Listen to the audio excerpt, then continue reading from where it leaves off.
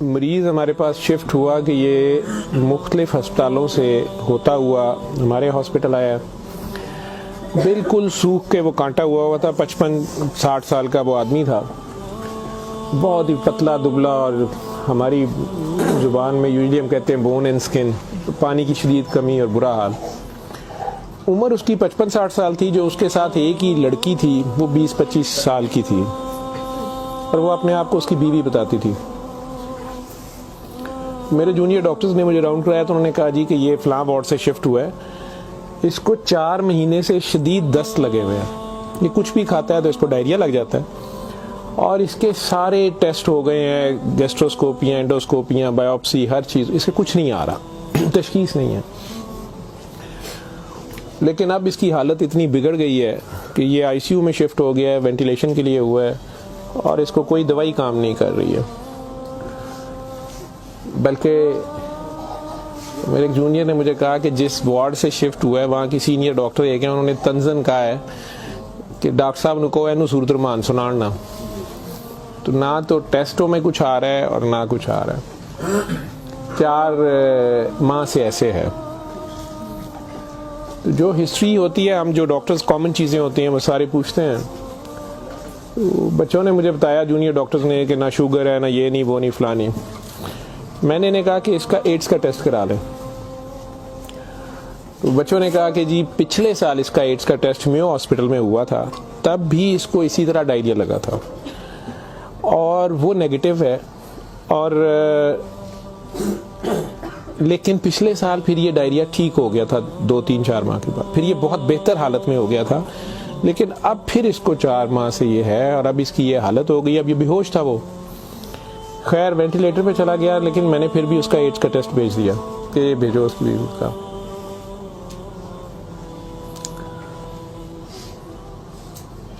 سورہ رحمان ہمارے آئی سی یو میں ویسے ہی لگتی ہے, صبح دوپہر شام, کئی بار مس ہو جائے, دن میں کم از کم ایک بار ضرور لگ جاتی ہے. کوئی نہ کوئی ڈاکٹر نرس ڈیوٹی اپنی سمجھ کے اس کو لگا دیتے ہیں. وہ بھی لگ رہی تھی, سارے پیشنٹس تھے. جہاں تک جتنی میری یادداشت ساتھ دیتی ہے کہ تیسرا دن تھا تو میری جونیئر ڈاکٹر کا مجھے فون آیا, بڑا پینکی.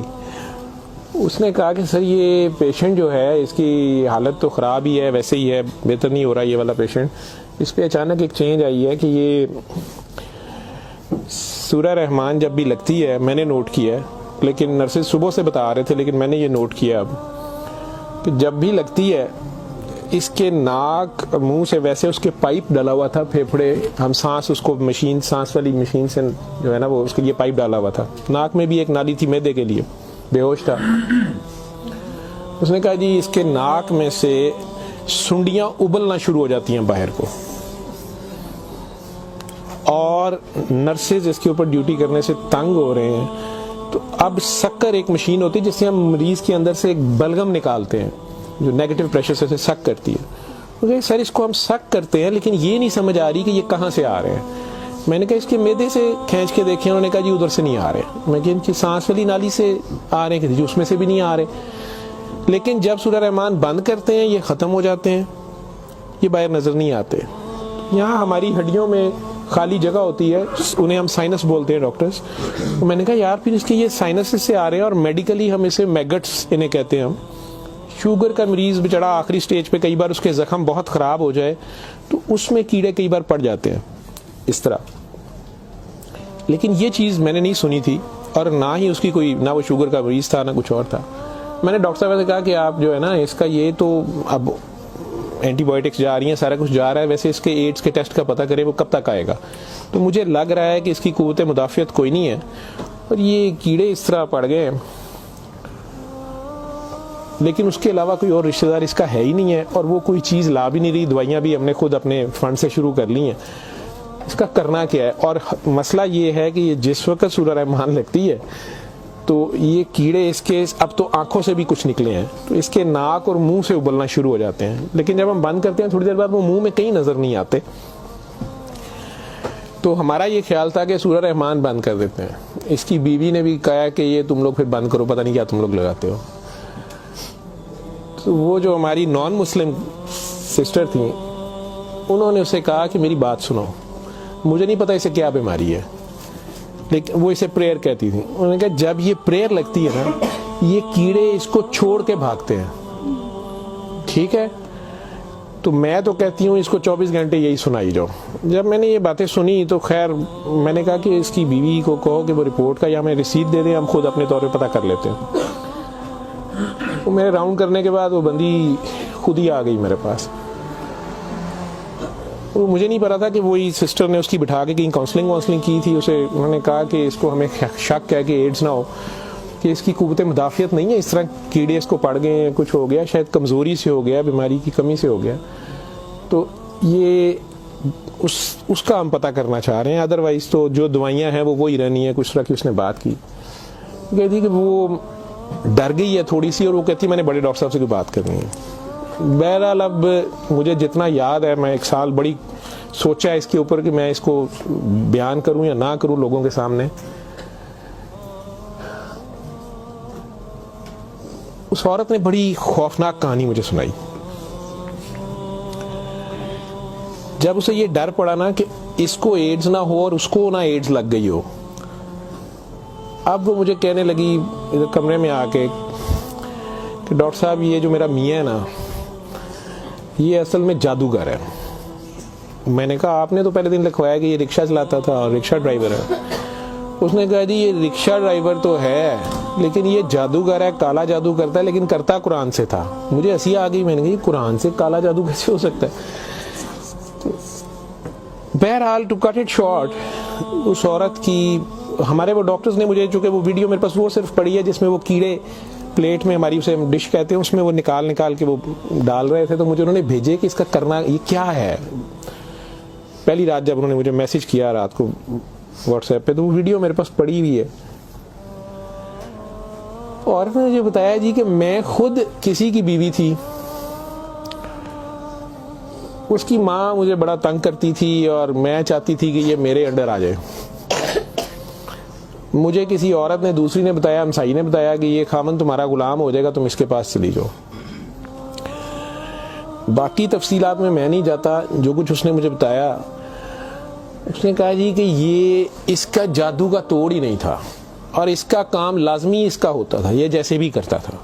طریقہ کار اس نے کیا کہا جی, اس نے کمرے میں اندر ایک گاؤ تکیہ رکھا ہوتا تھا, اس کے اوپر اس نے وہ جس طرح اسمائلی ہوتا ہے, جو مجھے سمجھ آئی کہ اس نے کوئی بت سا بنایا ہوا تھا, اس کمرے یہ بٹھاتا تھا اور وہ لوگوں کو پہلے تو قرآن شریف بھی پتہ نہیں پڑھنے وہ کہتا تھا, کچھ کرتا تھا, پھر ان کی بات سنتا تھا, سارا کرا کے جو مجھے اس کا طریقہ واردات سمجھ آیا یا جو بھی تھا.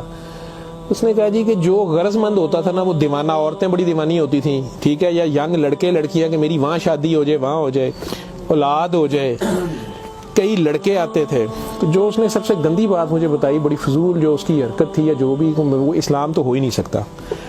اس نے کہا جی یہ ان عورتوں کو اور اپنے بارے میں اس نے کہا کہ میں نے بھی یہ غلطی کی, میرے سے بھی یہ گناہ ہوا, لیکن مجھے گناہ ثواب کا اتنا نہیں پتا تھا. تو یہ پہلے وہ تکیے کو سجدہ کراتا تھا, خود اس کے پیچھے کھڑا ہو جاتا تھا, پھر وہ کہتا تھا کہ یہ اصل میں تم لوگوں پہ کالا جادو ہوا ہے, اس کو توڑنے کے لیے پتہ نہیں نوری بڑا ضروری ہے, ٹھیک ہے. پھر وہ ہمیں کہتا تھا کہ وضو کر کے آؤ, ٹھیک ہے, وضو کر کے آتے تھے, وہ پتہ نہیں کون سی صورت پر وہ کئی صورتیں مکس کرتا تھا. یہ سب کرتے کراتے 1-2 سیشنوں کے بعد کچھ نہیں لیتا تھا. پھر جو زیادہ لوگ اپنے کام کے پیچھے دیوانے ہوتے تھے, ان کو بتاتا تھا کہ اس میں بڑے پیسے بھی لگیں گے, یہ جان پہ کھیلنا پڑنا ہے, پتہ نہیں کیا کرنا, اور تمہیں بھی میرے ساتھ کرنا پڑے گا, اس میں بڑا کچھ جو ہے نا رسک ہے, لیکن کام تمہارا ہو جائے گا. وہ جو بھی اس کی کہانیاں تھیں, جو اس کو بعد میں کسی اور وجہ سے پتہ چلی, جو مجھے وہ بتا رہی تھی کہ جی یہ عورتوں کے ساتھ بھی اور ینگ لڑکوں کے ساتھ یا مردوں کے ساتھ بھی غلط کام کرتا تھا, پھر انہیں اپنا گند کھانے پہ مجبور کرتا تھا, پھر انہیں پتہ نہیں کون سے کوئی آیت بنائی ہوئی تھی یا کوئی نام تھا, پتہ نہیں کیا, کہ عربی کے جی یہ پڑھ کے نا تم نے یہ مکسچر جو ہے نا, یہ ہنڈیا پکاتے ہوئے تھوڑا سا بیچ میں گند ڈال دینا ہے اور اپنے خامن کو کھلا دینا ہے, یا اس لڑکی کو کھلا دینا ہے, یا اس کو کھلا دینا ہے. تو میں اپنے خامن کے ساتھ یہ سارا کچھ کیا میں نے. اب مجھے بتائیں کہ جب وہ اس بندے کے ساتھ ہی سو گئی تو اس کے خامن تو وہ رہا ہی نہیں ہے نا, تو نہ وہ مسلمان رہی ہے, نہ وہ یہ حرکتیں ساری. اب اس کے بعد بقول ان خاتون کے, اس لڑکی کے, کہ جی وہ خامن جو میرا تھا اس میں تو تبدیلی نہیں آئی, اس نے مجھے فل مارنا شروع کر دیا, اور مجھے اس کی میرے تڑپ اس کی طرف بھاگتی تھی کہ میں اس کے پاس آؤں. تو پھر میں نے اس کے پاس ویسے آنا شروع کر دیا کہ میں نے تمہارے ساتھ شادی کرنی ہے, میں نے ادھر سے طلاق لینی ہے, میں نے یہ کرنا ہے وہ کرنا ہے. تو میں انہیں بتائے بغیر اس کے پاس آ گئی. اس کے ساتھ میں 6 ماہ رہی. اس نے کہا کہ پھر ایسے ہی رہنا پڑے گا, اور اس سارے کام میں شامل ہوئی. تو اس نے ویسے مجھے کہا کہ نکاح ہو گیا ہے ہمارا, قرآن شریف پہ اس نے نکاح کیا. اس نے کہا ہم دونوں کی رضامندی نکاح ہے, وہ پیچھے سے طلاق لے کے نہیں آئی. ٹھیک ہے. اس کے بعد اس کو یہ ڈائریا لگ گیا.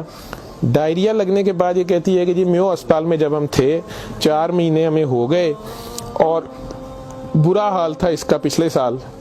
تو یہ ایک دن مجھے کہنے لگا کہ میں کہتا ہوں کہ میں اللہ سے توبہ کر لوں, اللہ میری جان بخشی کر دے, تو میں توبہ کروں اور میں نا اب رکشہ ہی چلا کے اس میں جتنی روٹی روزی ہوگی تو میرے ساتھ گزارا کر لے گی, اور تو بھی واپس چلی جا اپنے خامن کے پاس. ٹھیک ہے. اور ادھر سے جا کے طلاق لے نہ لے, اور یہ نکاح نہیں ہے, اور جو بھی اس نے کہا کہ جی ہم نے توبہ کرنی بقول اس کے جو اس کی سمجھ تھی. یہ کہتی ہے جی میں واپس گئی, میرے خامن نے پھر مجھے مارا. اس نے کہا میں تمہیں طلاق دے چکا ہوں, تم میری طرف سے فارغ ہو, تم کہاں سے آئی ہو, یہ آئی ہو, اتنی دیر بعد آئی ہو, جو بھی آئی ہو. خیر میں پھر واپس اس کے پاس آئی. تو یہ کہتی ہے کہ جی وہ میں کوئی 48 گھنٹے بعد شاید 2 دن بعد واپس آئی ہے. دیکھو میو ہسپتال تھے, ڈاکٹر بڑے حیران سن, پیٹ سے ٹھیک ہو گیا سی. انہوں نے کیا دوائی فلانی مافک آ گئی ہے, فلانی مافک آ گئی ہے. تو یہ اپنے پیروں پہ کھڑا ہو گیا. اگلے کوئی 10-12 دنوں میں انہوں نے چھٹی دے دی. پھر یہ مجھے مسجد ایک میں لے کے گیا, وہاں ہم نے نکاح کیا. ٹھیک ہے. نکاح کیا, یہ رکشہ چلانا شروع ہو گیا. تو ڈاکٹر صاحب 6 مہینے انہیں بڑی محنت کی تھی, رکشہ بھی چلایا, میں بھی کدے سکی گلی کھاندے سا چنگا پلا سی. پر ڈاکٹر صاحب دنیا بڑی ظالم ہے, دی شہرت سی دنیا پیچھے پیندی سی, کہندا سی میں کام چھڑ چھڑیا ہے. ڈاکٹر صاحب ہوں پھر ایک بچی آئی تو بڑی سونی سی, وہ بڑی روندی سی, وہ پتہ نہیں کی مسئلہ سی. ڈاکٹر صاحب نے وہ پھر وہی کام شروع کر لیا. انہیں پھر وہی کام شروع کیتا ہے. میں انہوں پہلے کہندی رہی ہوں, لیکن ڈاکٹر صاحب یہ پیسے بڑے آندے سن. وہ دے بعد ہون 4 مہینے تو یہ اس کی یہ حالت ہے, اور اب یہ بے ہوش ہے. اب میں اللہ سے توبہ کرنا چاہتی ہوں, اللہ مجھے معاف کر دے, مجھے تو سمجھ نہیں تھی, تو مجھے معافی لے دیں. اور اس کا اب کیا بنے گا اور کیا نہیں بنے گا. میں نے یہ کافی بیچ میں سے سینسر کر کے آپ لوگوں کو ساری بات سنائی ہے. اور مجھے کہتی ہے جو کیڑے اس کے اندر سے نکلتے ہیں یہ کیوں آ رہے ہیں, یہ کہاں سے آ رہے ہیں. میں کہ بی بی یہ میں نے اسے سائنسز وغیرہ سمجھایا. میں کہ یہ اس کے بہت زیادہ خون کی کمی ہے, اس کے اندر جراثیم پڑ گئے ہیں, جو بھی. میں ڈاکٹری تو میں اسے اور کیا میں اسے کہتا.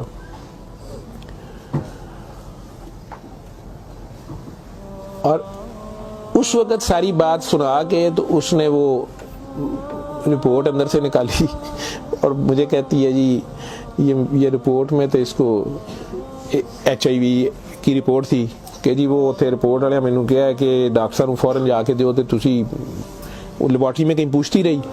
تو انہوں نے کہا جی تسی اتھوں جا کے پوچھو. تو میں دسیا میرے خامن دی, مینوں دسو, نے کہا تسی اپنی بھی کراؤ.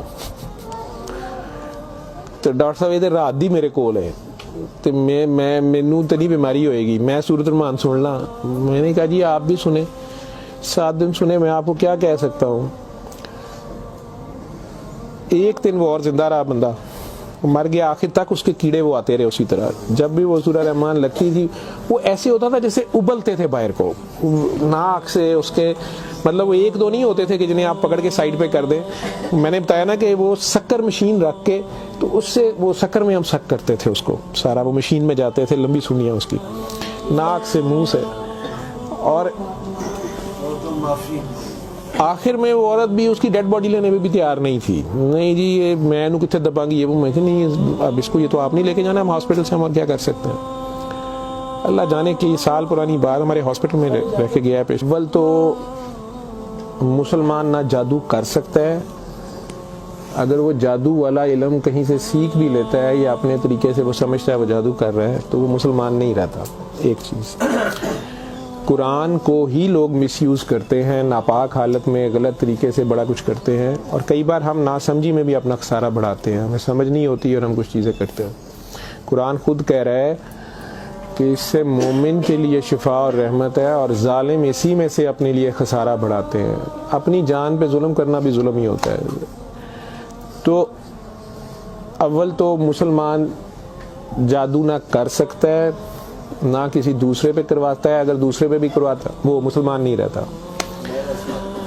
جب آپ جادو کے چکر میں پڑیں گے یہ خود شرک ہے، آپ اللہ بننے کی کوشش کر رہے ہیں نا، آپ اپنی مرضی کے ریزلٹس لینے کی کوشش کر رہے ہیں، ٹھیک ہے، مافوق الفطرت طریقے سے، اور پھر اس سے زیادہ بڑی بدبختی کہ اللہ کے کلام کو مس یوز کر کے سارا کر کے، تو وہ مسلمان نہیں رہتا۔ میں نے اس دن بھی بتایا تھا، وہ بچی امریکہ سے جو فون کر رہی تھی آپ لوگوں کے سامنے، یہاں میں نے اسے کلمہ شہادت پڑھایا تھا، اسے دوبارہ کلمہ پڑھوایا تھا کیونکہ اس کو پتہ نہیں تھا، یہاں وہ آئی تو وہ اس سے یہی کام کسی اور نے کروایا، وہ مسلمان رہ ہی نہیں گئی ہوئی تھی، اور خامن سے لڑائی اس کی چل رہی تھی، ان کا آپس میں فساد ہو جاتا تھا، ٹھیک ٹھاک پرابلم میں تھے، اس سے دوبارہ سے